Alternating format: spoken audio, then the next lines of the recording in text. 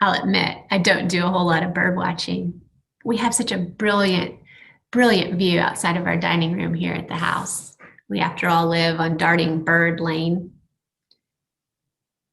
And it's amazing to look out sometimes and see birds of prey or cardinals or even bluebirds coming and alighting not far from here. I was struck by an article recently about the painted bunting.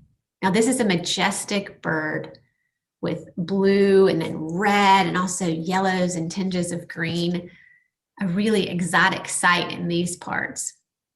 Back in the early part of January, if you went to the C&O Canal, not far there in Potomac, birders started to spy these beautiful and majestic creatures. This is not a time of year in which you would expect this at all, expecting only to see them in Florida and in South America, not usually here in Maryland.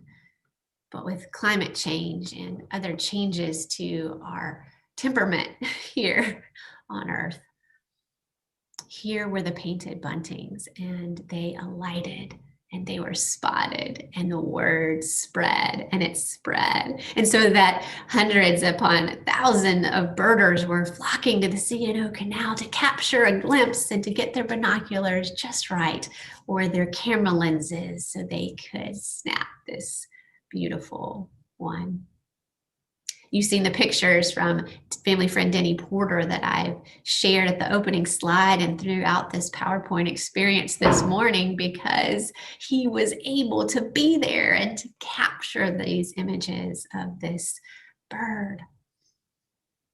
I love the ways in which the energy spread.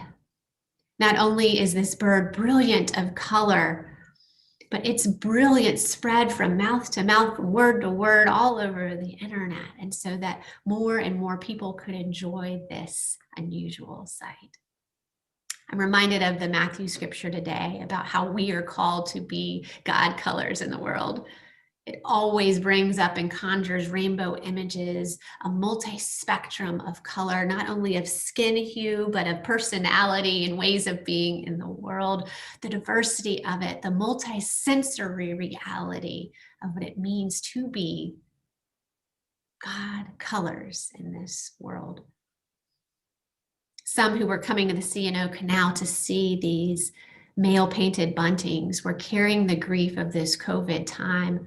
One named Carla Morris relates in an article that she was holding the grief of her father dying of COVID, and that somehow seeing this bird unexpectedly and with its brilliance brought her a sense of renewed hope and ministered to her heart in this hard time. I would think similarly that each of the persons who were flocking there were fed with a sense of God's hope and presence as it would exist among the birds, but then also as it shines through us. May we bring out the bird colors, knowing that as we open our own hearts, that we are being generous with what God has gifted us from the inside out, as individuals and also as community in this continued season of light. Sometimes it looks like the butterflies that are bright on our corner at our carriage house, or the gratitude tags on our gratitude tree, or the new section of the sacred garden that is going in with benches for our groups to gather safely. Or perhaps just walking where you are in your neighborhood and spying the unusual things and being the light as it walks and breathes for your neighbors. Sometimes prayers that go up silently, and sometimes it's conversations. But each of these is contributing to the God brilliance, the God colors of this universe.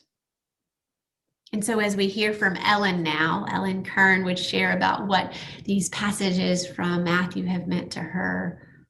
And also Carol LaBelle, we would then open it up to you, wanting to know about the light shining, that as we shine as God's light, what rainbow colors are coming up for you, what brilliance has emerged? Where can you see hope on the horizon? And how can we help one another to train our eyes to look into the spot, to see the light reflected through each of us, and to share in the light of God?